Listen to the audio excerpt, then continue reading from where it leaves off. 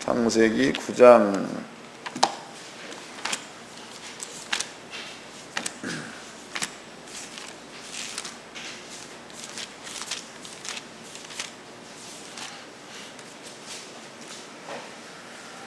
창세기 9장 20절서부터 마지막 절까지, 창세기 9장 20절서부터 마지막 절까지 다 같이 한 목소리로 합독을 하도록 하겠습니다. 시작. 노아가 농업을 시작하여 포도나무를 심었더니 포도주를 마시고 취하여 그 장막 안에서 벌거벗은지라. 가나안의 아비 함이 그 아비 핫체를 보고 밖으로 나가서 두 형제에게 고하매 셈과 야벳이 옷을 취하여 자기들의 어깨에 메고 뒷걸음질 쳐 들어가 아비의 하체에 덮었으며 그들이 얼굴을 돌이키고 그 아비의 하체를 보지 아니하였더라. 노아가 술이 깨어 그 작은 아들이 자기에게 행한 이 일을 알고 이에 가로되 가나안은 저주를 받아 그 형제의 종들이 종이 되기를 원하노라. 또 가로되 셈이 하나님 여호와를 찬송하리로다. 가나안은 셈의 종이 되고 하나님이 아비의 상대케 하사 셈의 장막에 거하게 하시고 가나안은 그의 종이 되게 하시기를 원하노라 하였더라. 홍수 후에 노아가 350년을 지내었고 향년이 950세에 죽었더라. 아멘. 창세기 9장 20절서부터 마지막 절까지 그 내용 가운데는요, 우리가 고민해 가면서 깨달아야 될 부분들이 여기에 숨어 있습니다. 그래서 목사님들은요, 이 말씀을 고민해 가면서 깨달으시고, 그 다음에 깨달으신 다음에는 그대로 되는 것을 여러분들이 복습, 집에 가셔가지고 한번 해봐야 될 줄로 믿습니다. 이 꼭 필요한 얘기입니다. 꼭 필요한 이야기. 제가 이제 오늘 아침에 길 목사님하고 김 목사님한테 낚시를 갑시다 그랬다고. 낚시. 그런데 이제 낚시를 언제 가느냐? 그래서 9월 2일 날 갑시다 그랬습니다.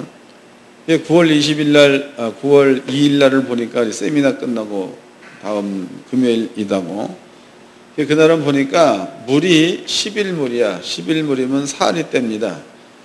사리 때면은 우럭 잡기가 조금 그렇다고, 초보자들은. 그래서 이제 그렇다면은 이날에 백조기를 잡으러 갑시다. 그래서 이제 백조기 잡으러 가기로 그렇게 이제 결정을 봐버렸다고. 이제 그 다음 주 목요일 날 되면 아마 백조기를 또 먹을 수 있을 겁니다. 그런데 목사님들은 먼 바다 나가가지고 우럭 낚시를 해본 경험이 없습니다. 그래서 저는 우럭 낚시를 해본 경험이 많이 있다 이 말이에요. 내가 이제 우럭 낚시하는 걸 대비해서 잠깐 동안 강의를 했습니다. 낚시 강의. 그 낚시는 바닷속에 가면 위에는 배가 이렇게 떠 있으면 낚시꾼들이 배 위에서 낚시를 한다. 낚시. 낚싯줄이 딱 내려오면은 땅바닥에 추가 이렇게 닿는다. 이렇게. 그러면은 낚싯대를 통해서 추가 땅바닥에 닿는 느낌을 느껴야 된다. 그 다음에 이제 선장님께서 어초다, 어초 5m다. 그러면은 어초라는 것은 인공적으로다가 고기의 집을 만들어 놓은 것을 어초다고 한다. 또 이제 배가 앞으로 쭉 지나갈 때에 어초 5m다. 그랬을 경우에 이 추를 5m 정도로 올려놔서 이렇게 해야지만이 추가 여기에 걸려서 낚시 배가 지나갈 때는 이게 넘어가가지고 여기에 걸리지를 않는다.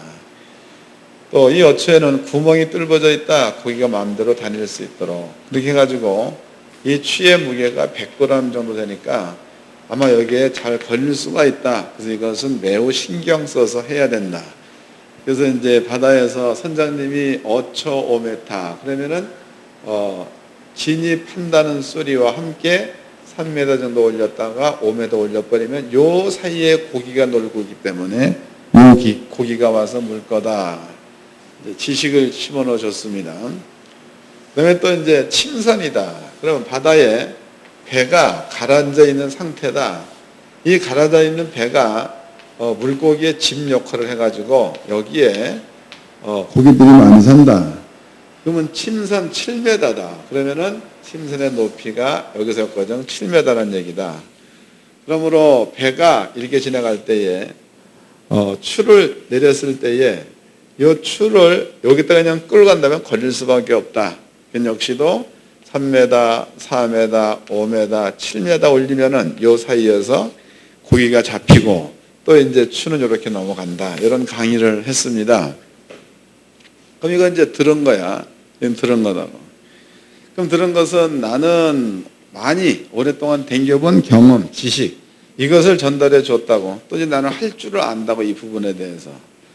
이제 목사님들은 막상 이제 낚시를 가보면 이런 것들을 처음 해보는 거니까 감을 잘 못 잡겠죠. 땅에 닿는 감이 뭔가 여러 번 해봐야 되는 거고 또 이제 가다가 중간에 걸린다. 이것도 몇 번 걸려봐야 내 얘기가 뭔 말인지 알 거다 말이지. 근데 문제는 지식이라는 것들을 먼저 심어줘버리면 그 지식에 의해서 실제적인 도를 빨리 터득할 수 있다는 거다. 이것도 하나의 도입니다. 낚아내는 도다. 빨리 터득할 수 있는 겁니다.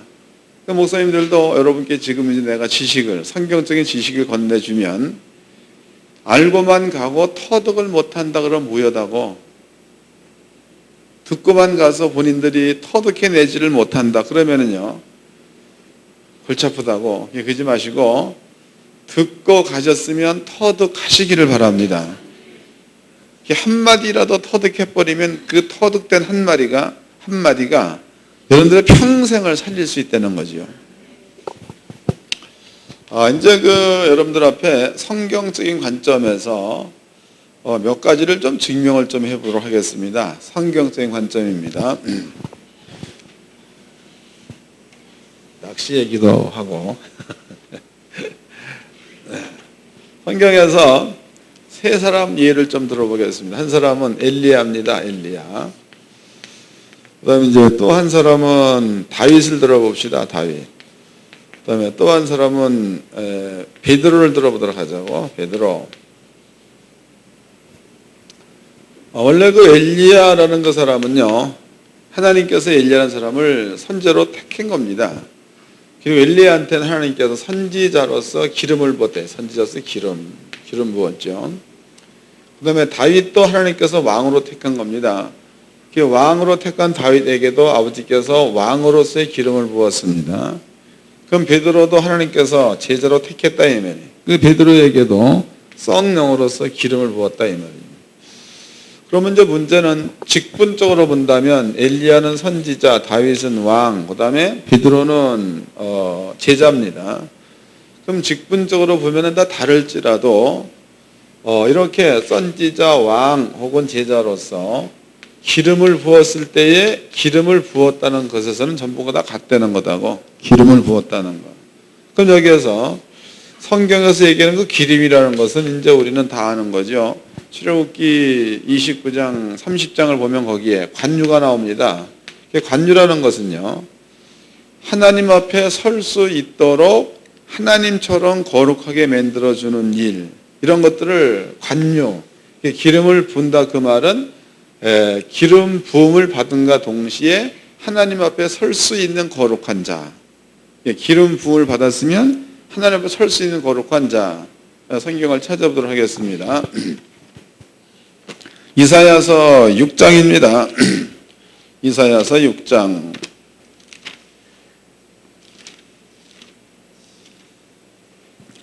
1절서부터 읽겠습니다. 이사야서 6장 1절. 우시야 왕이 죽던 해에 내가 본즉 주께서 높이 들린 보호자에 앉으셨는데 그 옷자락은 성전에 가득하였고 스랍들을 모셔셨는데 각기 6날개가 있어 그 둘로는 그 얼굴을 가리웠고 그 둘로는 그 발을 가리웠고 그 둘로는 날며 서로 창하하며 가로되 거룩하다 거룩하다 거룩하다 만군의 여호와여 그 영광이 온 땅에 충만하도다. 이와 같이 창화하는 자의 소리로 인하여 문지방의 터가 요동하며 집에 연기가 충만한지라. 그때 내가 말하되 화로다 나여 망하게 되었도다. 나는 입술이 부정한 사람이요 입술이 부정한 백성 중에 거하면서 만군의 여호와이신 왕을 배웠음이로다 그랬습니다. 그러면 이제 성경에서 이스라엘 민족들은요 부정한 자, 이게 부정하다 그 얘기는 시체를 만지면 부정한 자가 되는 겁니다. 부정한 자. 근데 이 부정하다 그 얘기는 바꿔 얘기한다면 악한 자야 악한 자. 또 죄가 있는 자를 얘기할 적에 부정하다 이렇게 이제 표현할 수 있는 겁니다. 그럼 이제 이사야 같은 경우에는요 영적인 세계에서 하나님의 보좌 앞에 이사야가 지금 올라간 거다 이 말이에요.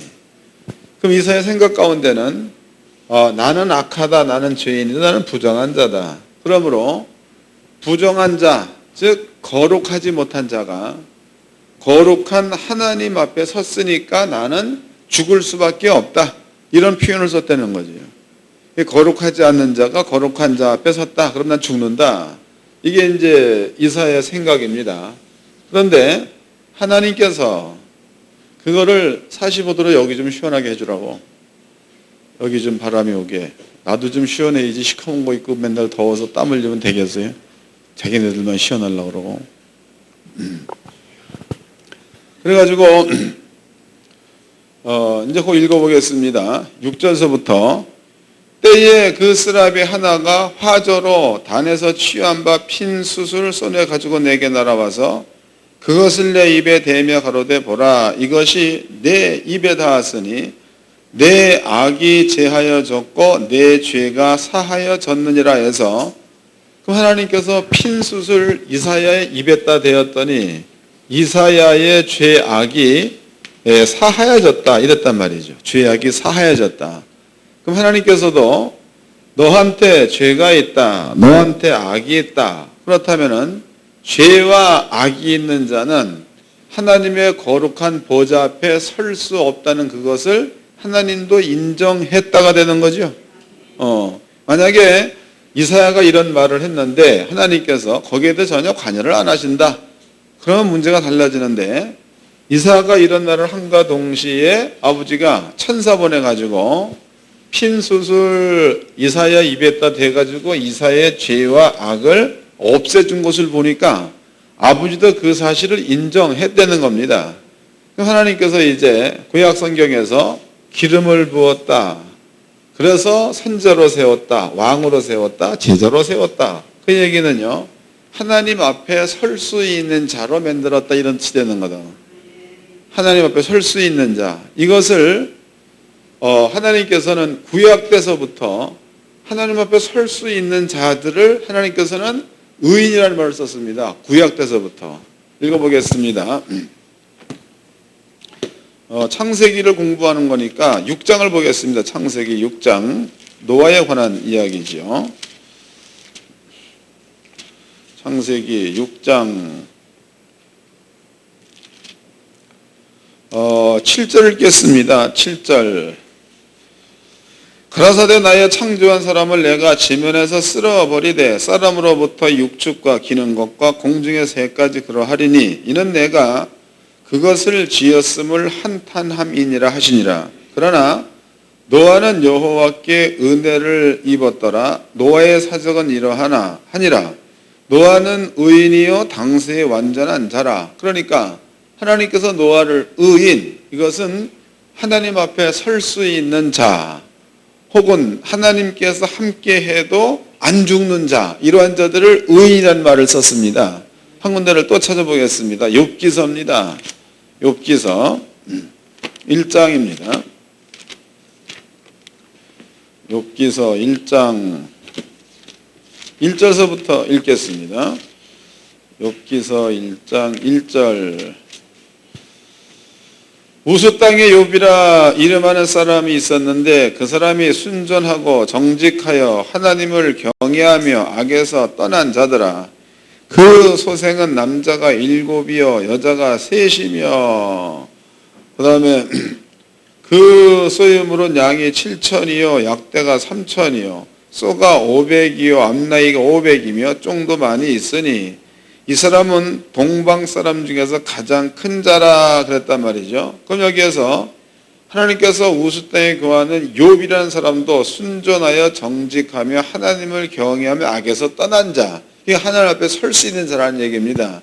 그래서 구약 성경에도 보면은 하나님께서 이렇게 또 예레미야 5장에도 이 말이 있죠. 공의를 행하며 진리를 찾는 자, 바꿔 얘기하면 의인이 없다는 거다고. 공의를 행하며 진리를 찾는 자는 의인이죠. 이러한 자들을 너희가 예루살렘 성에서 한 사람이라도 찾으면 내가 이 성을 살리라 그런 거 보니까 의인이 없으면 망한다 이런 뜻이기도 합니다. 그래서 구약성경에 보니까 이렇게 엘리야 하나님께서 기름을 부어서 선지자 삼은 자, 다윗 하나님께서 기름 부어가지고 왕 삼은 자, 베드로 하나님께서 기름 부어가지고 제자 삼은 자, 이렇게 이제 대략 그 외에도 많이 있습니다. 여호사밧도 하나님 보시기에 의인이 되는 겁니다. 또 엘리사 같은 경우에도 하나님 보시기에 의인이 되는 겁니다. 많이 있다 이 말이에요. 대략 세 사람만 예를 들어보도록 하자고. 그러면 이제 엘리야입니다. 엘리야는 성경에 보니까 네 말이 없으면 3년 6개월 동안 비가 안 왔단 말을 썼죠. 이거 시냇가에 물을 마셨더니 비가 그쳤다. 그 다음에 이제 갈멜산에서 850명 죽였더니 비가 왔다. 이런 말이 있지 않습니까? 그럼 바꿔에 본다면 엘리야가 비가 오게 했다 혹은 비가 안 오게 했다. 이 모든 것들도 엘리야가 한 말에 의해서 그런 일들이 일어났다는 거예요.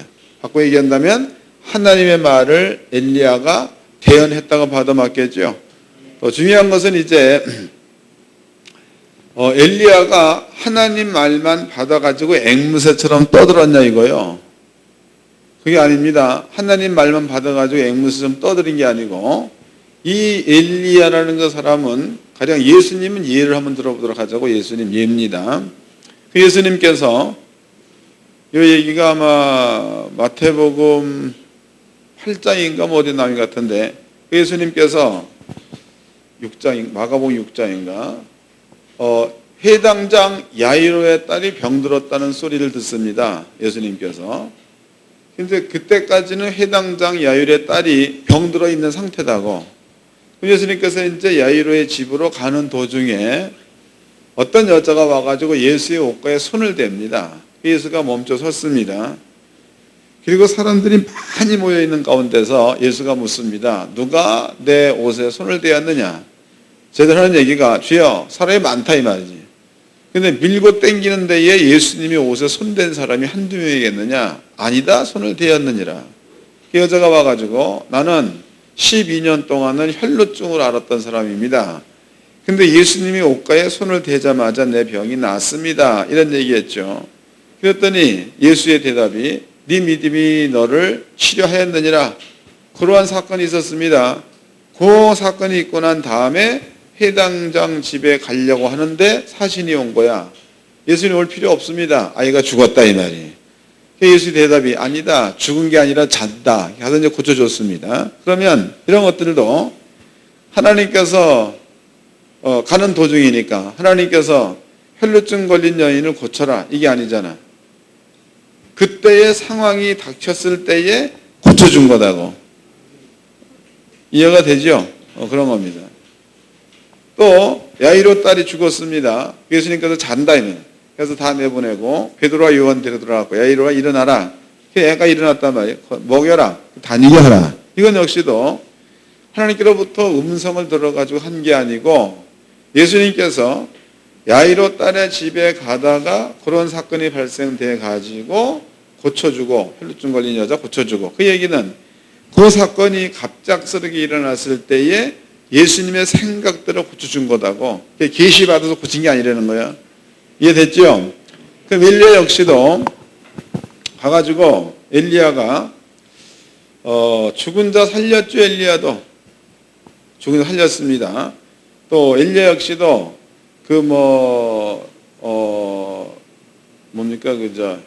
바알과 아세라 선자 800명과 대결해가지고 하나님의 말씀대로 불을 내려온 자이기도 하고 엘리야가 말하니까 백성들이 850명 죽이는 사건도 일어났고 엘리야가 말하니까 하늘에서부터 비가 내리는 사건도 이런 것들은 전부가 다 엘리야가 그때 형편에 따라서 얘기했을 때 그 말대로 된 겁니다. 말대로.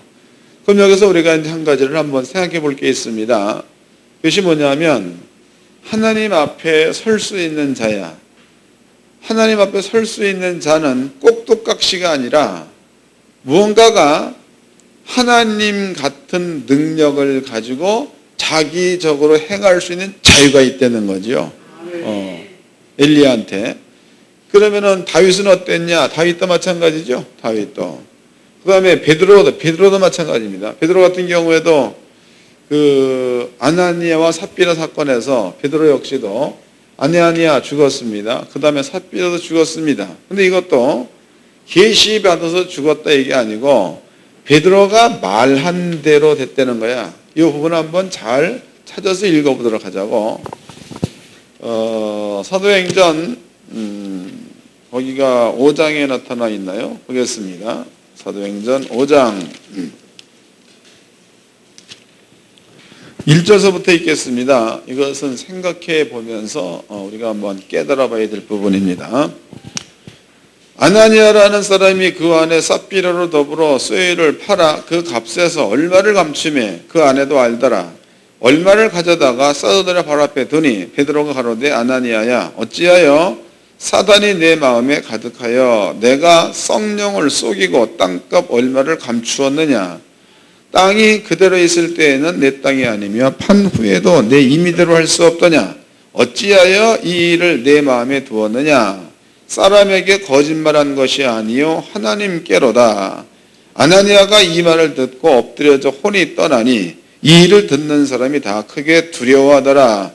젊은 사람들이 일어나 시신을 싸서 메고 나가 장사하니라 그랬습니다. 그 내용은요 아나니아와 베드로의 대화다고 그 대화가 끝난과 동시에 아나니아의 영혼이 떠나서 죽었다 이 말이에요. 그 다음에 아나니아의 부인이 찾아왔습니다. 7절 3시간쯤 지나 그 아내가 그 생긴 일을 알지 못하고 들어오니 베드로가 가로되 그 땅 판 값이 이것뿐이냐 내게 말하라 하니 가로되 예 이것뿐이로되 이것뿐이로라. 베드로로되 너희가 어찌하여 함께 깨어서 주의 영을 시험하려 하느냐. 보라 내 남편을 장사하고 오는 사람의 발이 문 앞에 이르렀으니 또 너를 매어 내 가리라 한데 그랬으니까 그 얘기 역시도 그때에 벌어진 상황에 따라서 말한 거지 계시 받아 한 말이 아니라는 거다고.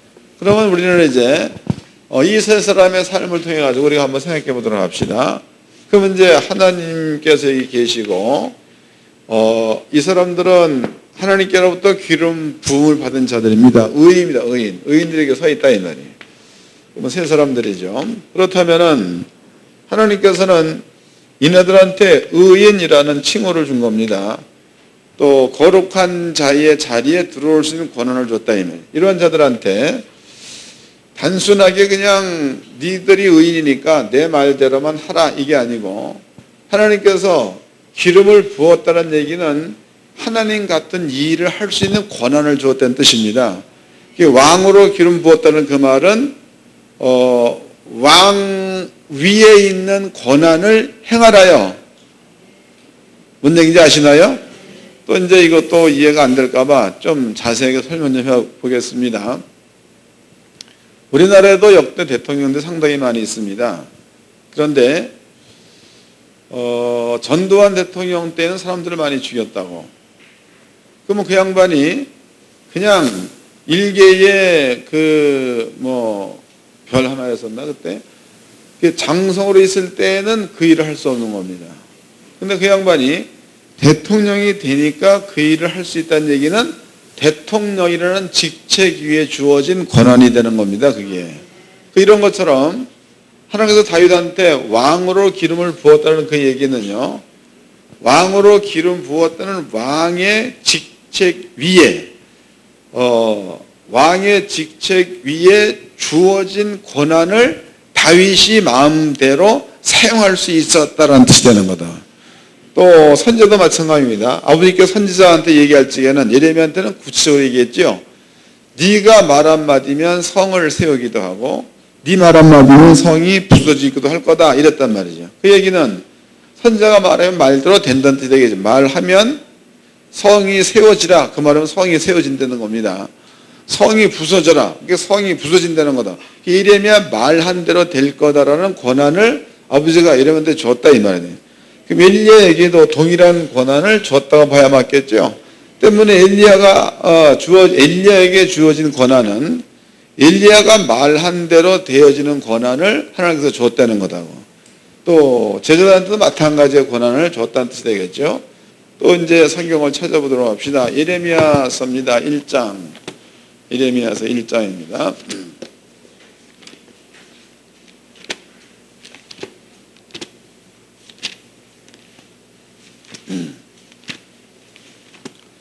예레미야서 1장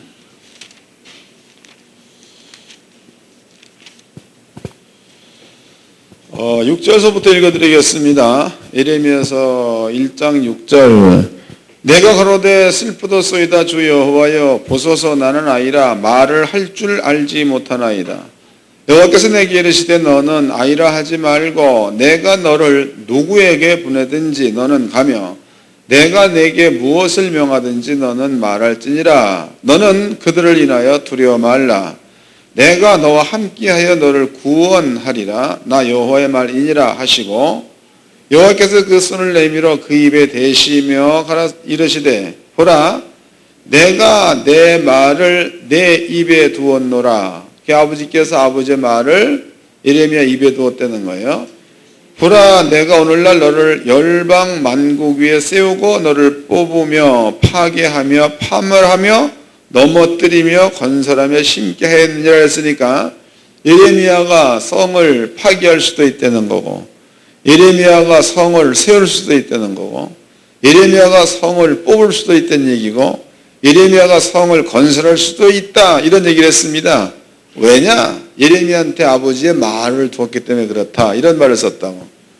그러면 뽑고 세우고 무너뜨리려 하는 것에 대해서 하나님께서 그러한 권세를 줬으면 끝난 거지 거기에 대해서 시시하고 아버지는 간섭을 안 한다는 겁니다. 때문에 선지자들에게는 아버지께서 이러한 권한을 줬고 왕에게도 이러한 권한을 줬고 또 이제 제자들에게도 이러한 권한을 줬다는 거죠. 그리고 또 성경적으로 찾아보았더니 엘리야, 다윗, 베드로 전부가 하나님이 주신 권한 내에서 그네들이 어떠한 일을 하든지 간에 하나님은 그 말대로 되게끔 하셨다는 거다고. 이해가 되죠? 말대로 되겠다, 되게끔 하겠다 그 얘기는 무슨 뜻이냐면 기록된 말이야. 성경입니다. 기록된 말. 기록된 말 외에도 베드로가 얘기한 말이다. 그러면 그 말의 권위가 기록된 말과 같은 권위가 있다는 뜻이 되는 겁니다. 그러니까 하나님의 말과 동일한 힘이 있다는 거예요. 이거는 굉장한 축복입니다. 그래서 하나님께서 이렇게 기름을 부었다, 구별했다, 거룩하게 만들었다, 의인이다. 그 말 가운데는요. 이런 내용들이 거기에는 숨어져 있는 겁니다. 그러면 이제 오늘은 이제 창세기 9장에서 공부하고 있는 사람이 노아입니다. 노아라는 그 사람이 성경에 보니까 당대의 의인, 그 다음에 하나님 앞에 완전한 자 이랬단 말이에요. 노아를 얘기할 적에. 그럼 노아는 이 세 사람을 잃어본다면은 하나님의 거룩함 속에 동참할 수 있는 자라는 얘기가 되겠죠. 의인이다. 아버지 거룩함 속에 들어올 수 있는 자다. 이런 뜻이 되는 겁니다. 그럼 하나님께서 노아에게도 이러한 권한을 줬다는 뜻이 되겠죠. 노아에게도 하나님의 거룩 가운데 동참한 자, 노아가 의인이기 때문에 하나님께서 노아에게도 이러한 권한을 주어서 노아가 말한 대로 될 수 있도록 아버지께서 노아를 세워줬다는 겁니다. 근데 실제적으로 노아가 얘기한 겁니다. 노아가 얘기한 것은 방주를 짓자 아버지의 명령이지만 실제로 방주가 지어진 거고 또 비가 온다, 비가 왔다는 거죠. 그럼 노아한테도 이제 그러한 말의 권한을 주었어. 근데 오늘 우리가 공부한 그 내용은 그런 겁니다. 노아가 이제 홍수가 끝났죠. 비가 멈추었고 성경에 바람을 불어가지고 물을 밀어버렸고 그리고 이제 노아는 아라랏산 꼭대기에 노아의 방주가 이제 딱 이렇게 걸렸습니다. 근데 요즘엔 또 보니까 노아의 방주가 발견됐다고도 합니다. 이제 아라랏산 꼭대기 위에 노아의 방주가 발견됐다. 그래서 그때 사용된 그 송판 같은 것들이 지금 많이 발굴되고 있다. 뭐 이런 얘기를 내가 한번 본 것 같습니다. 그럼 노아가 이제 이 배에서 나와가지고 가장 먼저 농사 지은 게 포도야, 포도. 포도 농사를 지었습니다. 그러면 노아가 포도 농사를 지을 때에 노아는 의인이야, 의인. 하나님의 거룩한 가운데 참여할 수 있는 자, 의인입니다. 그런데 그 의인인 노아에게 사람의 육체적인 성향이 완전히 빠져나간 게 아니라는 거지. 이해되나? 엘리야를 우리가 생각해보면 엘리야입니다. 엘리야는 기도하니까 하늘에서 불이 내려오게 한 자. 엘리야가 기도하니까는 사렙다 과부의 집에 맞나? 그 집에 떡이 그냥 계속적으로 나게 만들었고 기름도 나게 만들었고 또 이제 하여튼 그런 일들을 많이 만들었던 사람이 엘리야입니다. 그런데 그 엘리야라든가 혹은 그 베드로나 다윗이나 다 마찬가지가 되겠죠. 이런 사람들 역시도 엘리야도 850명의 군대들을 바알의 사람들을 죽였습니다.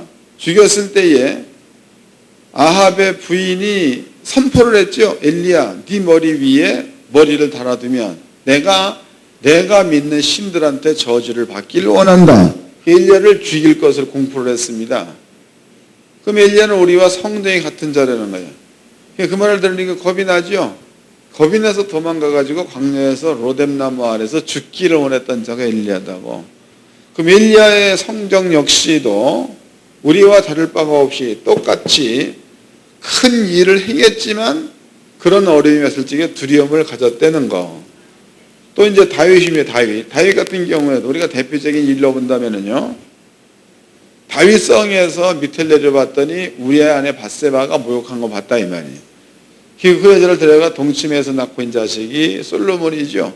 그건 다윗 역시도 하나님 보좌 앞에 선 자, 하나님의 거룩함 속에 들어간 자이지만 육적인 음욕의 성격을 가지고 있었던 얘기가 되는 거다.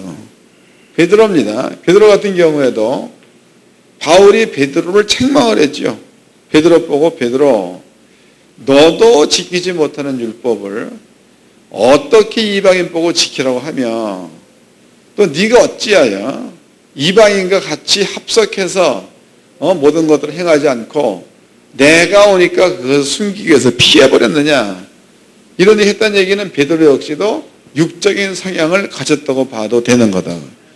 그럼 우리가 이제 다 아는 사건이다고. 엘리야도 우리의 육적인 성향을 가지고 있지만 아버지 보좌 앞에 서는 자. 또 다윗 역시도 육적인 성향을 갖고 있지만 아버지 보좌 앞에 설 수 있는 자. 베드로 역시도 육적인 성향을 가지고 있지만 아버지 보좌 앞에 설 수 있는 자. 이게 성경이 증명하는 겁니다. 그러면은 노아 역시도 당대 완전한 자여 의인입니다. 아버지 보좌 앞에 서는 자다 이 말이에요. 그러나 노아도 육을 갖고 있는 다음에야 노아에게도 자기의 성격과 자기의 죄성이 균형이 있다는 거예요.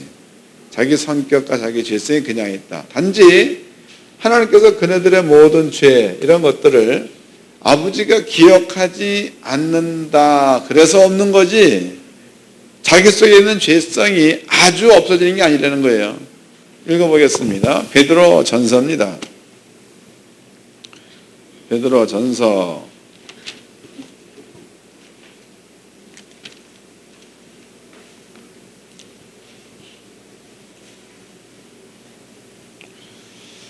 3장 18절서부터 읽겠습니다.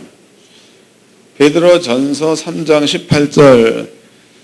그리스도께서 한번 죄를 위하여 죽으사 의인으로 불의한 자를 대신하셨으니 이는 우리를 하나님 앞으로 인도하려 하심이라.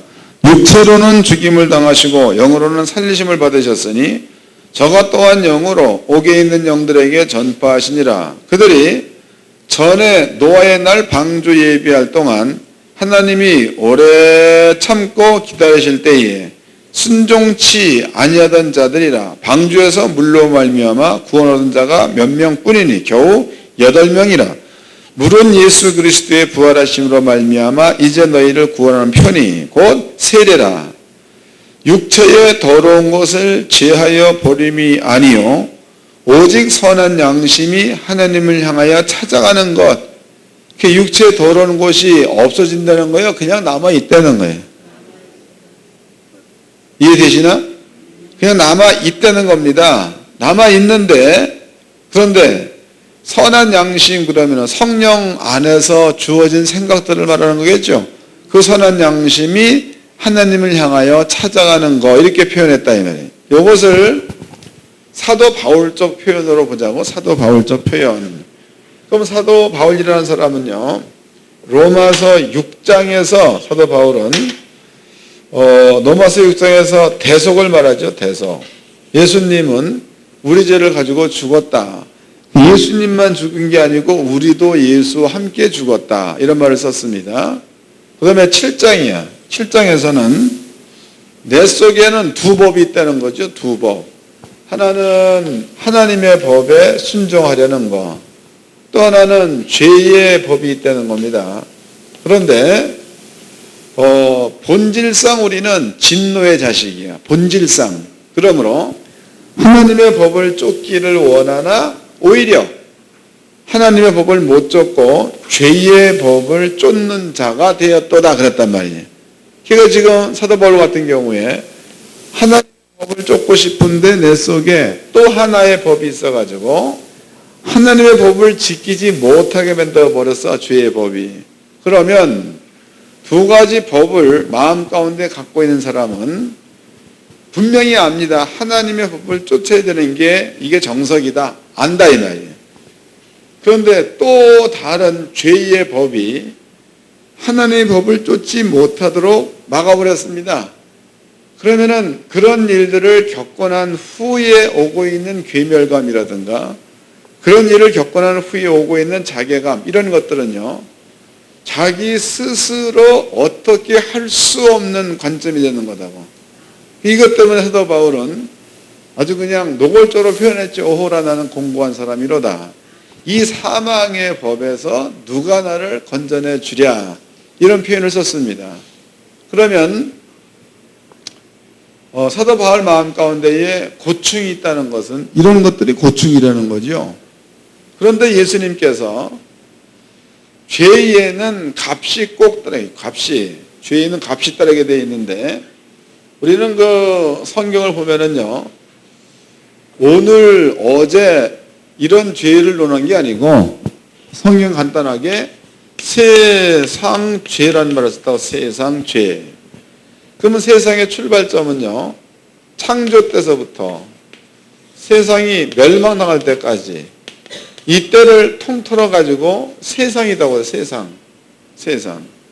그러면 지금 우리는요 2011년을 살고 있습니다. 아직까지도 2100년은 안 온 겁니다. 그런데 2100년에 있는 죄도 세상죄 가운데 포함됐다는 거죠. 이해되시나? 그러면 우리는 현재에서 미래로 갑니다. 이 현재에서 미래로 간다고 해도 미래에 우리는 죄를 질 거다고.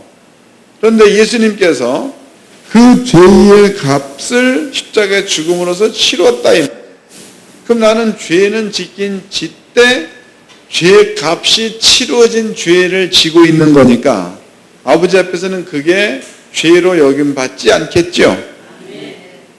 그러면은 사도 바울이 로마서 7장에 한 얘기가 오호라 나는 공고한 자로다. 이 사망의 법에서 누가 나를 건져내 주랴. 이게 이제 바울의 마음이다고.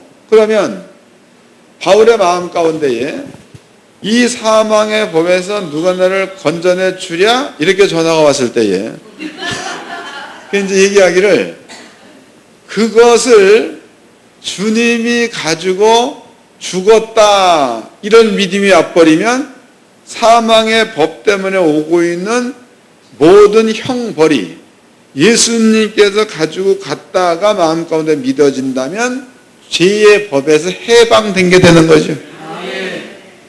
이해되셨나? 사도 바울이 깨달은 게 그걸 깨달은 거예요. 그래서 8장 1절에 그러므로 그리스도 예수 앞에 있는 자들은 결코 정죄함이 없다. 왜? 우리 죄를 예수 가져가 버렸고 죄도 형벌도 가져갔으니까 마귀 정죄할 수 없는 겁니다. 사단도 정죄할 수 없는 거야. 귀신도 정죄할 수가 없다 이 말이에요. 그 사도 바울의 얘기가 그러므로 그리스도 예수 안에 있는 자 결코 정죄함이 없나니 생명의 성령의 법이 죄와 사망의 법에서 우리를 해방하였느니라. 이게 바울의 고백입니다. 이게 복음이다고. 그러면 바울이 평상시에 쭉 사는데 자기도 때에 따라서는 아버지 앞에 혈육이 있으니까 베드로 같은 죄를 질 수도 있다는 거죠. 엘리야 같은 그러한 잘못도 저질 수가 있다는 겁니다. 근데 그러한 잘못을 저질렀다고 그래도 이미 그것으로부터 와야 되는 형벌을 예수가 짊어지고 십자가에 죽어 나버렸으니까 비록 내가 그러한 잘못을 저지르고 있다 해도 형벌이 없는 잘못을 저지른 게 되는 거니까 바울은 예수를 믿는 믿음을 가지고 있으면 죄와 형벌에서 자유함 받은 자가 되는 줄로 믿으시기 바랍니다.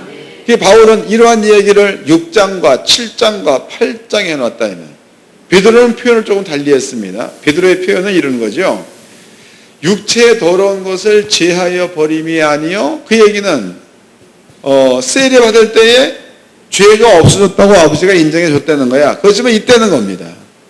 내 속에 있는 선한 양심, 그러면은 성령으로 말미암아 오고 있는 하나님을 쫓는 방법이 되겠죠. 그 선한 양심이 하나님을 향해서 찾아가는 거랬으니까 비록 내 속에 죄와 벌이 있다고 해도 이것은 주님께서 가져갔기 때문에 나는 하나님의 법을 쫓을 수가 있다. 이런 얘기를 베드로가 했다면, 그럼 따지고 보면 베드로는 좀 자세하게 표현을 못했을 뿐이지만 사도 바울과 같은 마음으로 살았다는 게 증명된 거죠. 예. 의인이라는 것은요, 아버지 앞에 설 수 있다는 것은 하나님께서 우리가 비록 죄의 씨를 가지고 나와서 세상에 살고 있다, 사는 날 동안에 죄를 지는 자로 있다, 그래도 아버지가 그 죄를 죄로 인정하지 않는다는 것에 대해서 복이라는 거예요. 읽어보도록 하겠습니다. 히브리서입니다.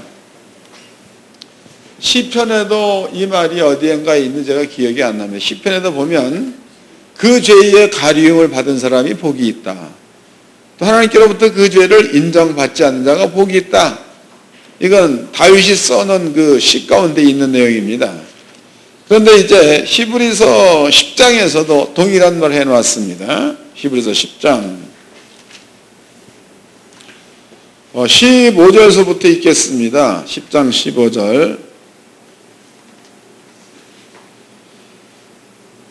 또한 성령이 우리에게 증거하시되 주께서 가라사대 그날 후로는 저희와 세월 언약이 이것이라 하시고 내 법을 저희 마음에 두고 저희 생각에 기록하리라 하신 후에 또 저희 죄와 저희의 불법을 내가 다시 기억지 아니하리라 하셨으니 이것을 사셨은즉 다시 죄를 위하여 제사 드릴 것이 없느니라. 그럼 아버지께서 저희의 죄와 불법을 다시 기억하지 않겠다라고 선언했다는 거다고. 선언. 그 이유 가운데는 예수가 세상 죄를 가지고 십자가에 죽었다라는 것이 전제되어 있기 때문에 이 죽음을 아버지가 계획해서 아버지가 우려하는 것 같으면 우리의 죄와 불법을 아버지가 기억하면 안 된다는 거지요. 하나님이 선언해 놓은 겁니다. 그러면 그로 인해서 그 사실을 믿음으로 의인이 된 우리나 또 아버지 앞에 설 수 있었던 노아, 거룩한 자 노아나 따지고 본다면은 하나님 보좌 앞에 설 수 있다는 것에 대한 같다는 거죠. 그러면은 하나님께서 노아가 육으로 있는 자이지만 노아의 죄를 안 본다라는 그것이나, 우리도 육으로 있는 건데 우리의 죄를 아버지가 안 본다라는 그것이나 성경적인 관점에서는 같다는 겁니다. 같다. 그런다고 해서 노아가 승질이 없는 자냐? 그게 아니라는 거예요. 그런다고 해서 그런데 죄성이 없으냐? 그게 아니라 있다 이 말이에요. 있어. 이제 우리가 오늘 노아의 글을 읽었습니다. 노아의 이제 그 아들이 세 사람이 있었죠. 하나는 함과, 그다음에 이제 셈과, 그다음에 이제 야벳 그랬단 말이에요. 이 셈은 큰 아들, 야벳은 둘째, 셈은 세 번째 아들이라고 얘기하죠. 그런데 한날은 노아가 포도농사를 짓고 포도주를 만들어 술을 자셨습니다. 술을 먹고 장막에서 자고 있었는데, 성경대로라면 아마 벗고 자고 있었나 봐. 네 알게 치고 다 벗고 이리 둥고 저러고 자고 있는 그것을 함이 본 겁니다. 그게 봤으면 가갖고 그냥 덮어주면 되는 거지. 그걸 가지고 나와가지고 지네 형들한테 얘기해가지고 아버지의 흉을 봤다 이 말이야. 그런데 이거 우리가 성경으로 보니까 이게 마음에 잘 와서 안 닿는데, 집안에서 손주들 혹은 자녀들을 보자고.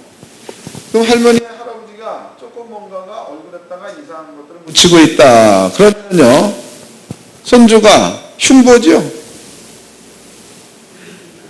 할아버지 얼굴에 뭐 묻었네, 그 흉보단 말이에요. 뭐 얼레리 꼴레리 뭐 그런단 말이에요. 자식들도 보면은 지네 엄마 아빠한테 흉볼 수도 있는 겁니다.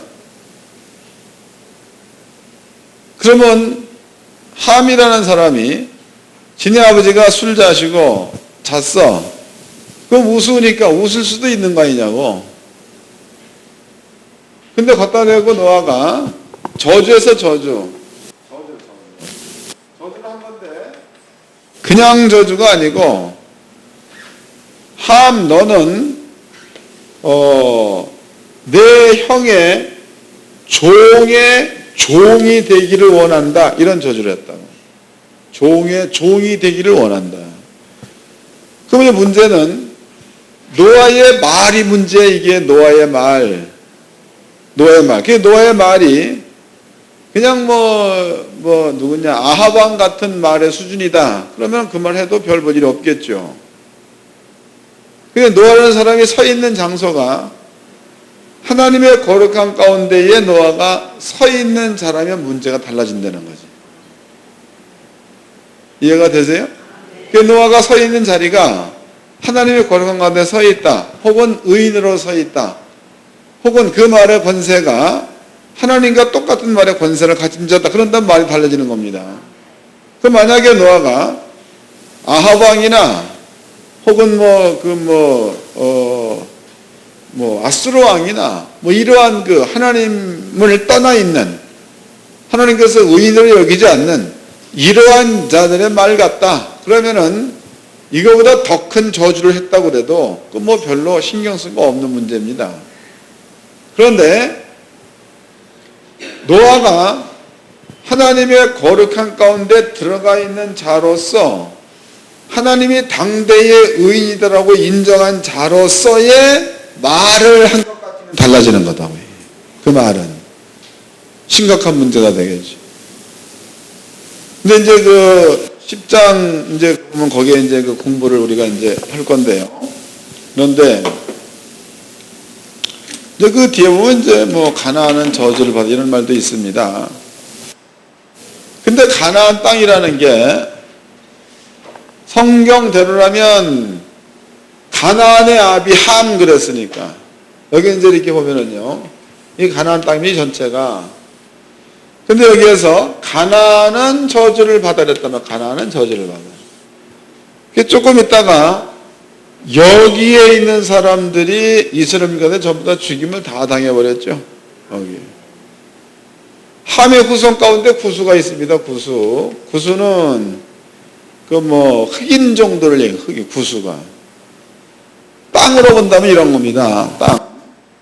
여러분들이 구수 땅이 이 작은 땅이 아니에요. 구수 땅이 작은 땅이 아니다.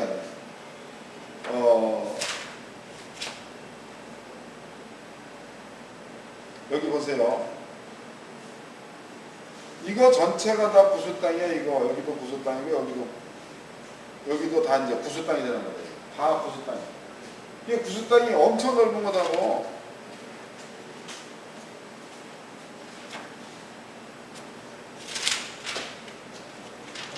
이스라엘 민족이 가나안 땅에 들어가기 이전 이 전체도 다 그 성경적으로 본다면 하나님께서 저주한 땅이 되는 거다고. 그러니까 지금 그 땅의 넓이가 굉장히 큰 겁니다. 그러면 성경대로라면 하나님께서 노아가 가나안은 저주를 받는다.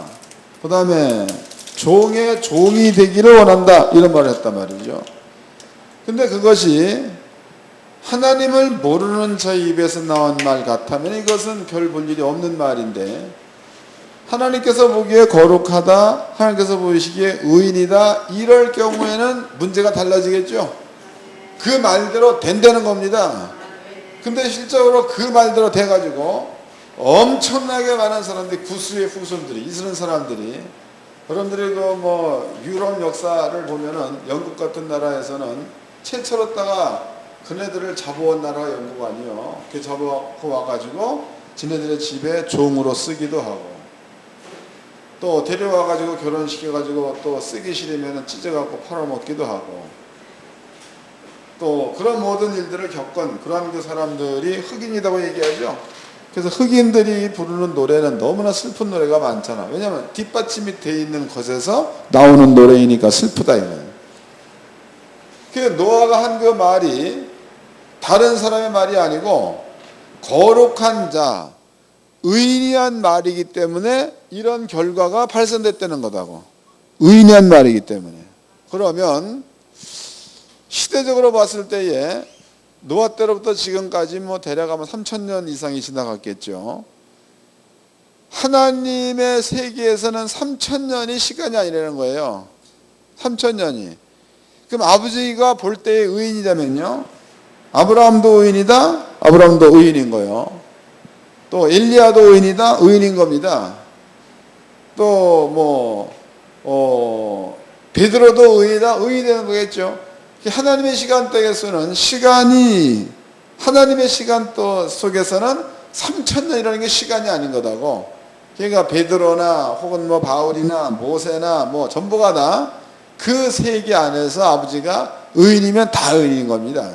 그러면 3000년 정도가 지난 오늘날에 우리가 하나님의 보좌 앞에 설 수 있는 의인이라는 칭호를 하나님께로부터 받은 게 틀림이 없다면 그 우리의 말에도 동일한 권세가 있어야지 맞는 거겠죠. 그게 성경적으로 이게 맞는 거다고. 그렇다면은요, 여러분들이 한 그 말로 인해서 저주도 임해야 맞는 거고, 여러분들이 한 말로 인해서 축복도 임해야지만 이게 맞는 건데, 축복을 말하건 저주를 말하건 전혀 함이 없어. 그러면 뭐냐 이거예요. 아버지가 사기쳤거나 여러분들이 아버지 전 안에 사기쳐서 들어갔거나 둘 중에 하나다고. 아니면 스스로가 스스로에게 미혹당해 있거나, 이게 둘 중에 한 가지입니다. 근데 어떠한 조건이 되었던지 간에 노아, 우리와 성정이 같은 자야, 나쁜 일을 했다 이 말이죠. 엘리야, 그런 두려움을 가진 자야. 베드로도 역시 그랬다 이 말이야. 노아나 엘리야나 베드로나 우리나 성정이 같은 자로서 하나님 보좌 앞에 설 수 있는 자. 그러면 그네들은요, 비록 자기 아들들한테 그러한 저주의 말을 했을지라도 하나님께서 그 말을 인정해서 그런 일들이 일어나게 만들었고, 베드로 역시도 그러한 자임에 틀림이 없는데 베드로가 한 그 말 역시도 그러한 권세가 있어서 아나니아 삽비라를 죽게 만들었고, 뭐 그랬습니다. 바울도 뭐 그런 사건들이 몇 가지가 있는 거죠. 그렇다면은 오늘날 우리는요, 우리가 하나님 보좌 앞에 있다고 스스로 의이다고 말은 하고 있는데 여러분들이 한 그 말에 권세가 전혀 없다. 그러면은 뭔가가 문제가 있다는 거 아니에요? 아버지가 문제가 있건 여러분들이 문제가 있건 둘 중에 하나에게는 문제가 있다는 거예요. 안 그렇습니까? 내가 보기에는 그게 맞는 것 같아. 자, 그 다음에 이제 예수님께서 우리에게 직접 준 말이야. 예수께서 우리한테 직접 준 말이라고. 요한복음 보겠습니다. 요한복음 20장을 보겠습니다. 요한복음 20장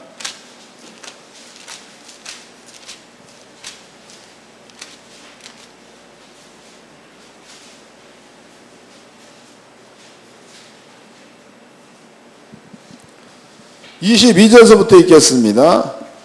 요한복음 20장 22절. 이 말씀을 하시고 저희를 향하여 숨을 내쉬며 가라사대 성령을 받으라. 너희가 네 죄든지 사하면 사하여질 것이요 네 죄든지 그대로 두면 그대로 있으리라. 이 얘기는 너에 따라서 죄가 용서되기도 하고 너에 따라서 죄가 그냥 있게도 할 수 있다는 얘기죠. 그 권한을 제자한테 주었다는 거다고. 그 권한을 한 군데 또 찾아보겠습니다. 17장입니다. 요한복음 17장. 이건 이제 예수님께서 직접 하신 말씀입니다. 7절서부터 읽겠습니다. 17장 7절. 지금 저희는 아버지께서 내게 주신 것이 다 아버지께로서 온 것인 줄 알았나이다. 나는 아버지께서 내게 주신 말씀들을 저희에게 주었사오며 저희는 이것을 받고, 그러면 예수님께서 아버지께로부터 받은 말씀을 예수님이 제자들한테 주었더니 제자가 그 말씀을 받았다는 겁니다. 그 다음에 또 예레미야서 1장을 다시 한번 보겠습니다. 예레미야서 1장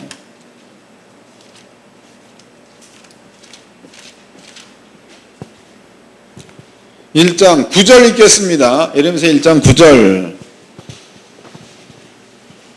여호와께서 그 손을 내밀어 내 입에 대시며 내게 이르시되 보라 내가 내 말을 내 입에 두었노라.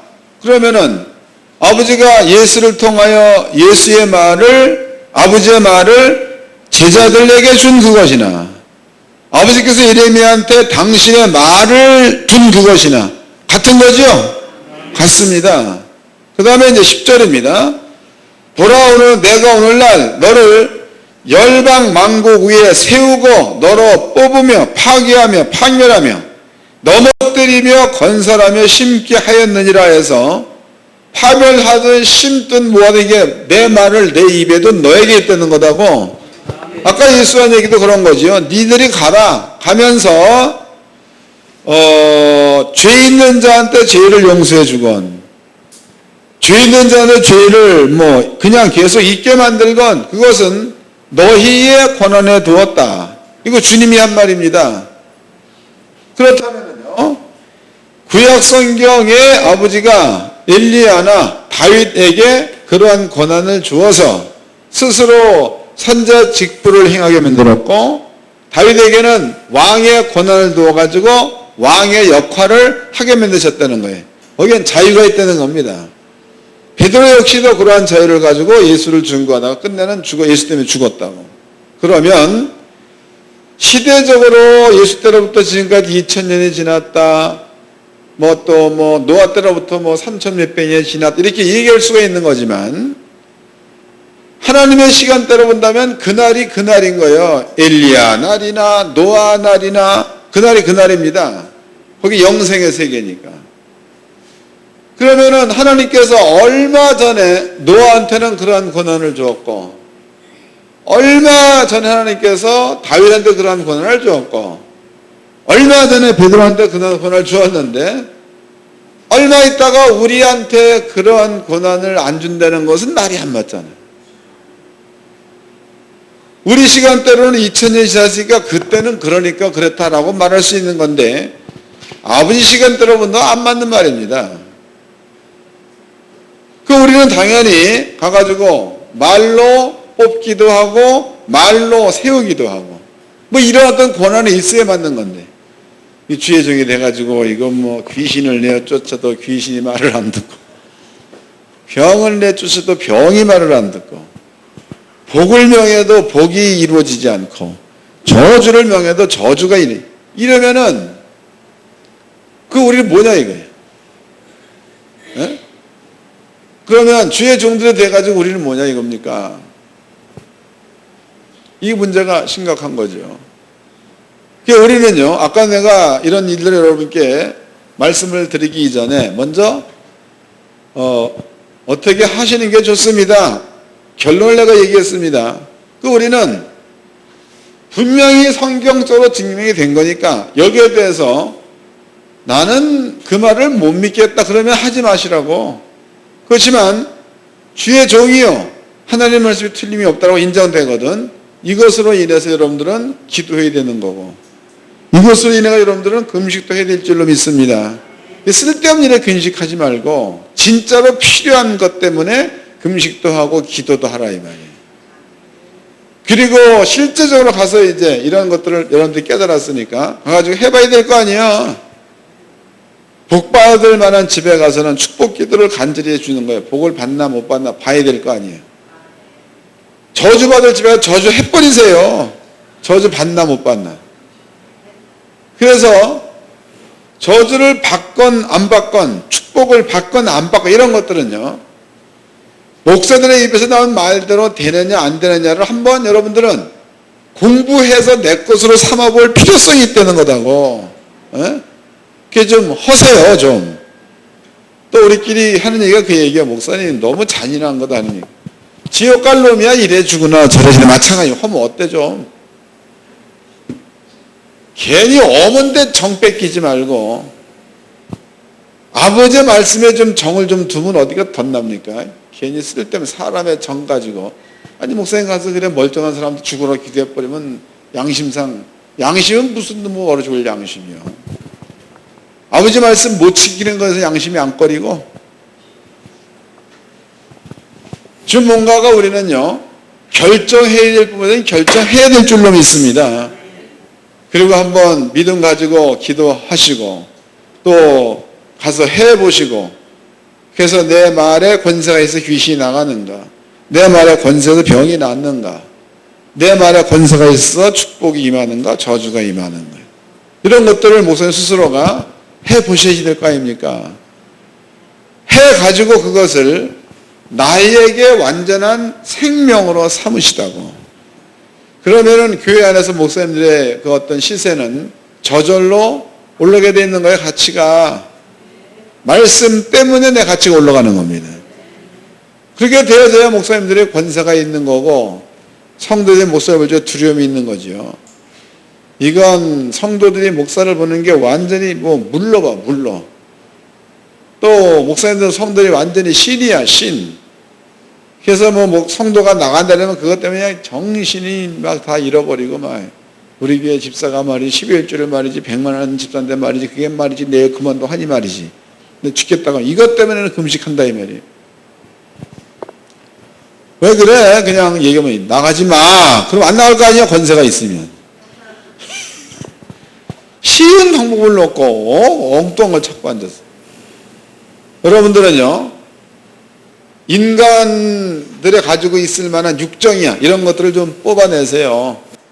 그리고 하나님에 대한 말씀에 따르는 어떤 그 충성, 말씀에 따르는 어떤 순종, 복종 이런 것들이 종의 심령 가운데 충만해야 될 줄로 믿습니다. 그것 때문에 울고 그것 때문에 웃어야 되는 거야. 그렇지 못하고 인간의 정 때문에 인간의 어떤 만족도 때문에 이것 때문에 금식하고 이것 때문에 울고 그런다면은 이거는 종으로서의 자격이 없는 겁니다. 이해가 되셨을 줄로 믿습니다.